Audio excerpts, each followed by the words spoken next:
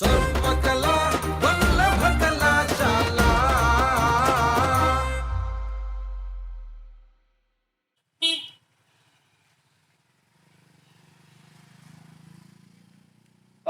സകല കലാവല്ലഭ എൻ കലാവല്ലഭ. അല്ല വിജയകുമാറേ, പറ. എത്ര കാലം ഈ സ്ഥാപനം തുടങ്ങിയിട്ട് ഒരു നല്ല പേര് സ്ഥാപനത്തിന് ഇട്ടുകൂടാനോ? അല്ല, ഈ സ്ഥാപനം തുടങ്ങിയ കാര്യം നിങ്ങൾക്ക് അറിഞ്ഞുകൂടെ? സ്ഥാപനം തുടങ്ങി അറിയോ? നല്ല പേര്. ഞാൻ ഇത് തുടങ്ങി അന്ന് മുതൽ വായിക്കാൻ തുടങ്ങിയതാ. എനിക്ക് ഇതുവരെ വായിക്കാൻ പറ്റിയിട്ടില്ല. നിങ്ങൾക്ക് വായിക്കാൻ പറ്റാതെ എന്റെ കുറ്റമാണ്. കണ്ണി തിമരായിരിക്കും. ഓഹോ, കളിയാക്കിയത്. അല്ല, നിങ്ങളെ മൂത്ത മോൻ ഇപ്പൊ എന്ത് ചെയ്യണ്? അവൻ പോലീസിലല്ലേ? പോലീസില്ലേ? എങ്ങനെ കിട്ടിയത്? ഈ സ്ഥാപനത്തിൽ തന്നെ കിട്ടിയതാണ്. ഏത് സ്ഥാപനത്തിൽ? ഉറക്കെ പറ, കേക്കട്ടെ. എന്റെ സ്ഥാപനത്തിന് പഠിച്ചിട്ട് തന്നെ ജോലി കിട്ടിയത്. നന്ദി കാണുക, നന്ദി. നിന്റെ ഒരു അളിയുണ്ടല്ലോ അവിടെ, എന്ത് ചെയ്യണം? മറ്റേ ഗവൺമെന്റ് ജോലിയല്ലേ? ഗവൺമെന്റ് ജോലി. എങ്ങനെ കിട്ടിയത്? നമ്മളെ ചെയ്യുന്നു. അപ്പൊ സ്മരണ വേണം. ഈ ദാമോദരന്റെ മോൻ ഇവിടെ തേരാപര തെണ്ടി തിരിഞ്ഞ് പോലീസ് കേസിൽ നടന്നവനെ ഞാൻ വിളിച്ചു കൊണ്ടുവന്ന് PSC ടെസ്റ്റ് ചെയ്യിപ്പിച്ച് അവ ഇപ്പൊ എവിടെയാണെന്ന് അറിയാമോ? ഇലക്ട്രിസിറ്റി ബോർഡിലെ ഓഫീസർ. എന്നടുത്താണ് നീയൊക്കെ ഈ അഭ്യാസത്തിന് പറഞ്ഞത്. ഇതൊക്കെ ആര് കാരണം? നമ്മുടെ വിജുകുമാർ കാരണം. അയ്യോ, ഞാനല്ല. എന്റെ ഈ സ്ഥാപനം സർവകലാ വല്ലഭ കലാശാല. ഇതിന്റെ അർത്ഥം എന്താണെന്നറിയാമോ? സർവകലകൾക്കും വല്ലഭന്മാരുള്ള അധ്യാപകർ പഠിപ്പിക്കുന്ന കലാശാല. അല്ല, ശരിക്കും ഇത്രയും തസ്തികയൊക്കെ കേരളത്തിലുണ്ടോ? പത്രം വായിക്കൂലേ? വല്ലപ്പോഴും. അവിടെ തിന്നുക, ഉറങ്ങുക, അപ്പിടുക, തിന്നുക, ഉറങ്ങുക, അപ്പിടുക. എടോ, ഇത് ഇവിടുന്ന് പഠിച്ച് പാസ്സായിട്ട് നോർത്ത് സൈഡിലോട്ട് ഉദ്യോഗം ഭരിക്കുന്ന ആൾക്കാരാണ്. പക്ഷെ നമ്മുടെ ഒരു പ്രശ്നം എന്ന് പറഞ്ഞു കഴിഞ്ഞാൽ സൗത്തിലോട്ട് അധികം നമ്മൾ ആൾക്കാരെ പാസ്സാക്കി ഇവിടെ ഉദ്യോഗം കൈവരിച്ചിട്ടില്ല. അപ്പം എൻ്റെ ഒരു ഒറ്റ ലക്ഷ്യം എന്ന് പറഞ്ഞാൽ ഇവിടെ നമ്മൾ കൂടുതൽ ആൾക്കാരെ ജോലി കൊടുക്കുക എന്നുള്ളതാണ്. പിന്നെ ഒരുപാട് സ്ഥലത്ത് എനിക്ക് ബ്രാഞ്ചസ് ഉണ്ട്. നോർത്തിലോട്ട് പശ്ചിമ ബംഗാളുണ്ട്, പിന്നെ നമ്മുടെ ഇവിടെ ഉണ്ട്, ഹരിയാന ഉണ്ട്, UP ഉണ്ട്, മധ്യപ്രദേശുണ്ട്, പിന്നെ കാക്കനാടുണ്ട്, പിന്നെ തിരുവനന്തപുരത്ത് നെട്ടയത്തുണ്ട്. അങ്ങനെ ഒരുപാട് സ്ഥലങ്ങളിൻ്റെ ബ്രാഞ്ചസ് ഉണ്ട്. അപ്പം എൻ്റെ ലക്ഷ്യം എന്ന് പറഞ്ഞാൽ കൂടുതൽ ഇനി നമ്മുടെ സൗത്തിലോട്ട് കുറേ ഉദ്യോഗാർത്ഥികൾ വരട്ടെ. അവരെ കാലമല്ലേ. അങ്ങനെ എല്ലാത്തിൻ്റെയും നെടുന്നുണ്ടായി ഞാൻ പറയുന്നു, അടുത്ത വർഷം നമ്മുടെ റിസൾട്ട് ഇതിൻ്റെ 10 ഇരട്ടി ആയിരിക്കും. അല്ലെങ്കിൽ എൻ്റെ പേര് ശരിക്കും നെടുന്നോടാ വരുന്ന.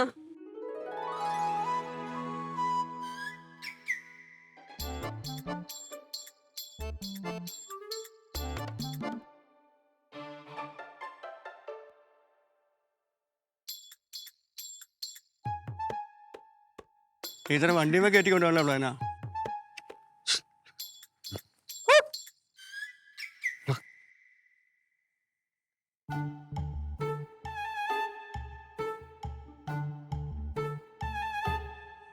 ടീച്ചറെ, പ്രാവശ്യം നല്ല വിജയമാണല്ലോ.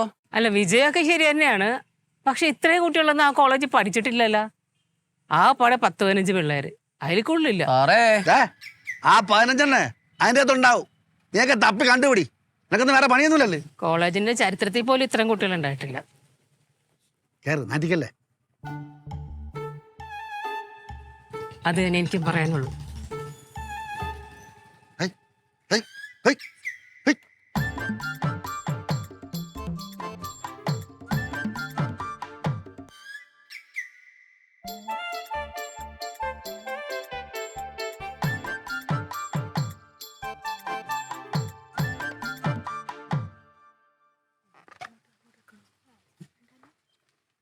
ഇതുവരെ ഒട്ടിച്ച് തീർന്നില്ലേ? സാറേ, ലേറ്റ് ആയല്ലോ. പരിപാടി തുടങ്ങണ്ടേ? ഇവിടെ നേരത്തെ വന്നിട്ട് മല മറിയാന്. ഈ കത്ത് വായിക്കണം. ഇത് വായിച്ചു കഴിഞ്ഞതിന് ശേഷം വേണമാണ് എന്നെ ഇൻവൈറ്റ് ചെയ്യാൻ. ഓ ശരി. ആങ്കർ തന്നെയല്ലേ? നന്നായിട്ടൊക്കെ പ്രസന്റ് ചെയ്യണം കേട്ടോ. ഓ ശരി. എന്നെപ്പോ ഞാൻ ലളിതമായിട്ട് കുറച്ച് 2 വാക്കുകൾ അത്ര എഴുതിയിട്ടുള്ളൂ. വേറെ ആരെങ്കിലും ഇതുപോലെ കത്തുവല്ല തന്നാ? ഇല്ലല്ലോ.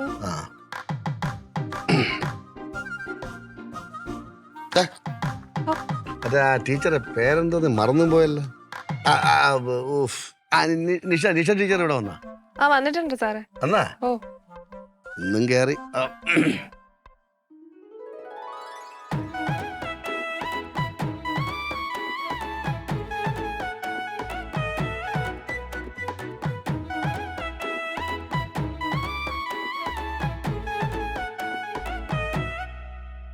പ്രിയ വിദ്യാർത്ഥിനികളെ, നമ്മുടെ ഈ കോളേജിന്റെ മാത്രമല്ല നാടിന്റെ തന്നെ കണ്ണിലുണ്ണിയായ പാവപ്പെട്ട വിദ്യാർത്ഥികളുടെ ജീവിത ഭാരവും ഫീസും ഏറ്റെടുത്ത് പഠിപ്പിക്കുന്ന ബിജുകുമാർ സാർ. സ്നേഹനിധിയായ ആ പ്രഗത്ഭ അധ്യാപകനെ ഞാൻ ഈ വേദിയിലേക്ക് ക്ഷണിക്കുന്നു.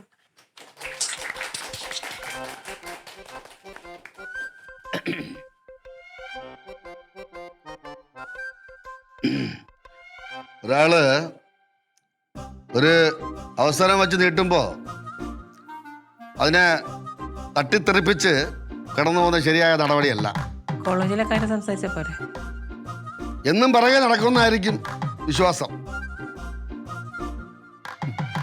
പക്ഷെ ഇതൊന്നും ഞാൻ മനസ്സിൽ വെച്ചുകൊണ്ട് നടക്കാൻ പോകുന്നില്ല. കുട്ടികളെന്നിപ്പോ നിങ്ങൾ വിചാരിക്കും ഈ സാർ എന്താണ് പറയുന്നതെന്ന്, ഞങ്ങൾക്കൊന്നും മനസ്സിലാവില്ലോ എന്ന്. മനസ്സിലാവേണ്ടവർക്ക് ഇത് മനസ്സിലാവും. നിങ്ങൾക്കറിയാലോ, ഇത് ഒരു ഒറ്റയാൾ പട്ടാളത്തിന്റെ പോരാട്ടമായിരുന്നു ഈ സ്ഥാപനത്തിലുടനീളം. അങ്ങനെ നേടിയതാണ് ഞാൻ ഈ സ്ഥാപനം. ഞാൻ ഞാൻ ഞാൻ എന്ന് പറയാൻ ആഗ്രഹിക്കുന്നു. എൻ്റെ സ്വന്തം കഴിവുകൊണ്ട് തന്നെ മാത്രമാണ് ഈ സ്ഥാപനത്തിന്റെ വളർച്ചയും ഉയർച്ചയും ഒക്കെ. ഞാൻ ഒറ്റയ്ക്കാണ്, എന്നും ഞാൻ ഒറ്റയ്ക്കാണ്. എൻ്റെ ഈ ജീവിതയാത്രയിൽ ഒരു കൈത്താങ്ങായി ആരെങ്കിലും കൂടെ ഉണ്ടായിരുന്നെങ്കിൽ, എന്നെ മനസ്സിലാക്കുന്ന ആരെങ്കിലും കൂടെ ഉണ്ടായിരുന്നെങ്കിൽ ഈ സ്ഥാപനം ഒരു കേംബ്രിഡ്ജ് യൂണിവേഴ്സിറ്റിയായോ ബിസ്കോ യൂണിവേഴ്സിറ്റിയായോ മാറിയനെ. 10,000 പേരുണ്ടെങ്കിൽ ഇയാളൊന്നും ചെയ്യാൻ പോകണ്ട. ഒട്ടും വൈകിട്ടില്ല. വരുമോ എൻ്റെ കൂടെ? നിങ്ങൾ വരുമോ എൻ്റെ കൂടെ? നിങ്ങൾ വന്നാൽ ഈ സ്ഥാപനത്തിന്റെ മുഖഛായ തന്നെ ഞാൻ മാറ്റിപ്പറിക്കും. ഇത് സത്യം. എന്നെങ്കിലും ഒരിക്കൽ നിങ്ങൾ വരുമെന്ന പ്രതീക്ഷയോടെ എൻ്റെ വാക്കുകൾ ഉപസംഹരിക്കുന്നു. നന്ദി, നമസ്കാരം. ഒരു ഓർമ്മപ്പെടുത്തൽ കൂടി. ഇനി ഒരു അവസരം വച്ച് നീട്ടിയാൽ തട്ടിക്കളയരുത്. നന്ദി, നമസ്കാരം. അടുത്തതായി നമ്മോട് സംസാരിക്കാൻ വരുന്നത് ഈ ക്യാമ്പസിന്റെ ജീവനാഡിയും ഓജസ്സും തേജസ്സുമായ നിഷമോൾ ടീച്ചറാണ്. ടീച്ചറെ സ്നേഹാദരത്തോടെ സ്വാഗതം ചെയ്യുന്നു.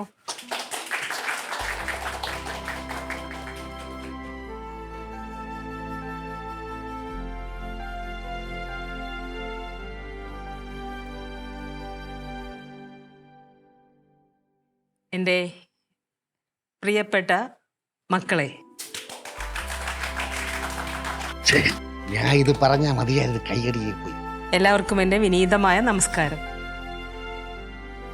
എനിക്ക് നിങ്ങളോട് സംസാരിക്കുന്നതിന് എഴുതിക്കൊണ്ടുവന്ന പേപ്പർ കഷ്ണത്തിൻ്റെ ആവശ്യമില്ല.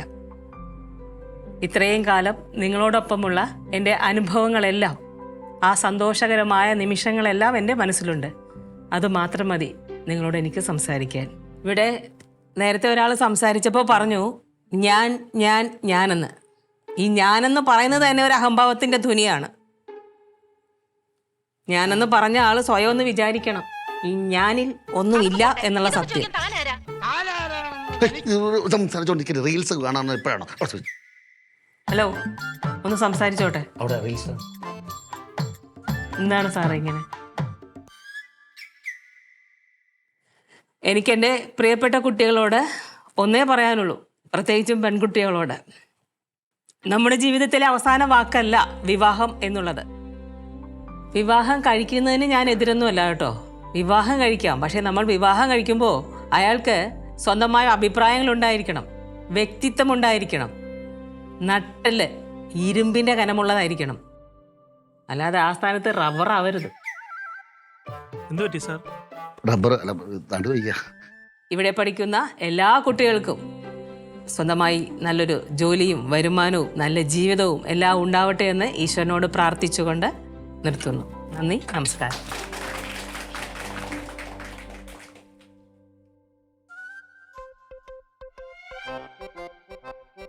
ഞാൻ സംസാരിക്കണം. സംസാരിച്ച ആളുകൾ വീണ്ടും സംസാരിക്കേണ്ട കേട്ടോ. അടുത്തതായി നമുക്ക് ബിജുകുമാർ സാറിനെ ക്ഷണിക്കാം. ടീച്ചറുടെ പ്രസംഗം അതിമനോഹരമായിരുന്നു. മറുപടി പ്രസംഗം ചെയ്യണമെന്ന് എനിക്കുണ്ട്, പക്ഷേ അതിനുള്ള സമയമായിട്ടില്ല.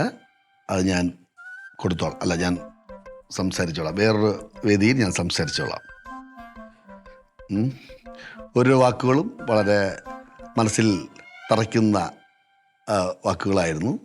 കൊള്ളേണ്ടിടത്ത് കൊണ്ടു, തൃപ്തി, നന്നായിരുന്നു. അപ്പോൾ അടുത്തതായി നമുക്ക് വിദ്യാർത്ഥികളുടെ ഇടയിൽ നിന്നും ആർക്കെങ്കിലും എന്തെങ്കിലും സംസാരിക്കണമെങ്കിൽ മുന്നോട്ട് വരാം, സംസാരിക്കാം.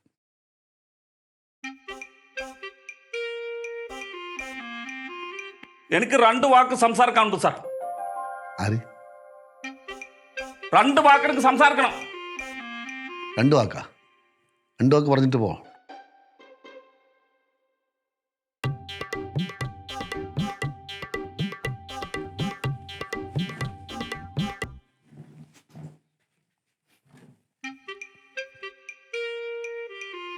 എല്ലാ മലയാളികൾക്കും എൻ്റെ നമസ്കാരം. എടപ്പാടി, ഞാൻ എങ്ങനെ ഇവിടെ എത്തി എന്ന് നിങ്ങൾക്കറിയണ്ടേ? ഒരു ദിവസം വിശന്ന് വളഞ്ഞ് ഞാൻ ഒരു പൈപ്പിന്റെ സോട്ടിൽ ഇരിക്കുമ്പോ അതുവഴി സെക്കൻഡ് ഷോ സിനിമ കഴിഞ്ഞ് ആടിച്ച് പൂക്കുട്ടിയായിട്ട് നേളം തൊടാതെ വന്ന ബിജുകുമാർ സാർ, അല്ല അടിച്ചുള്ള നടന്നു വന്ന ബിജുകുമാർ സാർ എന്നെ അവരുടെ വീട്ടിൽ കൊണ്ടുപോയി കുളിപ്പിച്ച് ഭക്ഷണം തന്ന് എന്നെ ഇവിടെ ഫീസ് അടച്ച് ചേർപ്പിച്ച് പഠിപ്പിച്ചു. എനിക്ക് ബിജുകുമാർ സാറിന്റെ പ്രണാമം. ഇന്ന് എനിക്ക് എന്നോട് ഒരു കണ്ട ദൈവം അവരെ പറ്റിയും എനിക്കിവിടെ പറയണം. നിഷമോൾ ടീച്ചർക്കും പ്രണാമം. പിന്നെ ഞാൻ ഇവിടെ വന്നതിനൊരു ഉദ്ദേശമുണ്ട്. എന്നുടെ ആളുകളെ ഇവിടുത്തെ ചില ആളുകളെല്ലാം ചേർന്ന് അടിച്ചമർത്തി വെച്ചു. അതൊക്കെ കണ്ടാണ് ഞാൻ വളർന്നത്. അവർക്ക് വേണ്ടി ഞാൻ ഇവിടെ നിന്ന് പഠിച്ച് PSC റാങ്ക് ലിസ്റ്റ് വന്ന് DYSP ആകും. എന്നിട്ടും അവർക്ക് നേരെ എന്തെങ്കിലും തരത്തിൽ നിങ്ങൾ ഇടപെട്ടാൽ എല്ലാത്തിനും ഞാൻ വ്യക്തമായി.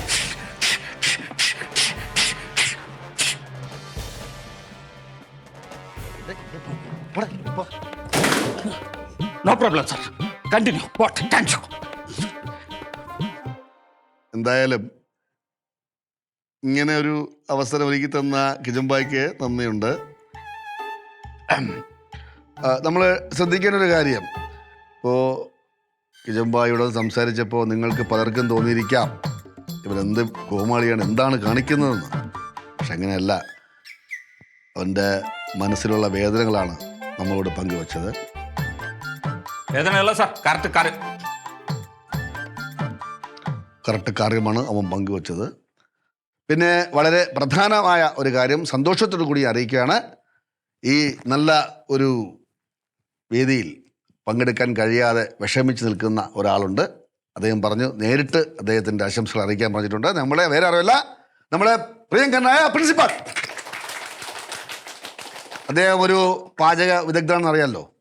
അദ്ദേഹം ദൂരെ എവിടെ ഒരു പാചകമായിട്ട് പോയിരിക്കുകയാണ്. അപ്പോൾ അദ്ദേഹത്തിൻ്റെ വകയായിട്ട് കുറച്ച് പാൽപ്പായസം നമുക്കെല്ലാം തന്നിട്ടുണ്ട്. അപ്പോൾ നമുക്കെല്ലാവർക്കും അത് കുടിച്ച് സന്തോഷത്തോടെ പിരിയാം.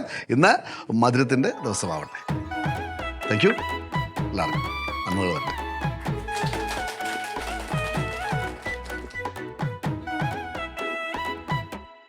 നമ്മളിവിടെ നിൽക്കുമ്പോഴാണ് ഓരോ കാര്യങ്ങളെ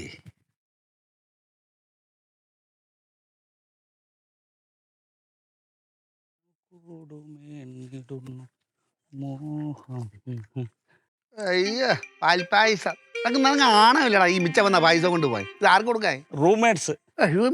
കുട്ടോണോ മുട്ടോണോ? മൊട്ടാണോ. സാറ് പേഴ്സണൽ കോൾ ചെയ്യാണോ ഇനി വേറെ ആരെങ്കിലും? പേഴ്സണൽ കോള് ചെയ്യാണോ ഇനി വേറെ ആരെയും വിളിക്കണോ? എടാ എനിക്ക് ബാങ്കിലെ ഞാൻ ലോണിന് അപേക്ഷിച്ചിട്ടുണ്ട്. അപ്പം മാനേജറുമായിട്ട് സംസാരിക്കാൻ വേണ്ടി പോവുകയാണ്. അപ്പം നീ സംസാരിക്കേ. നീ സംസാരിക്കടാ. ഇല്ല നീ സംസാരിക്കേ. ഞങ്ങളെ കഴിഞ്ഞു പോണു വണ്ടി. ഈ സൈക്കിൾ വാങ്ങിച്ചു തന്നേര്? സാറ് അല്ലേ? ഞാൻ വാങ്ങിച്ചത് സൈക്കിള്. ഏതെങ്കിലും കൂലിപ്പണിക്ക് പോയിട്ട് നീ ചെയിൻ വാങ്ങിച്ചിടാ, പുതിയ ചെയിൻ. അത് ഞാൻ തന്നെ വാങ്ങിച്ചു തരണോടാ. ഞാൻ നിന്റെ ആടാ. സാറാണ് കച്ചട പോലെ. ഞാൻ പഠിച്ച് ജോലി വാങ്ങി ഉന്നത വിദ്യാഭ്യാസം നേടി വലിയ ആളായിട്ട് ഞാൻ സാറിനെ പൊണ്ണു പോലെ നോക്കും. എടുത്തോടാ. അവനെ പോടാ, പോടാ. പോടാ, പോടാ. തട്ടി താഴെ എന്നെ പ്രാ പിടിച്ച പോടാ, പോടാ. എന്നെ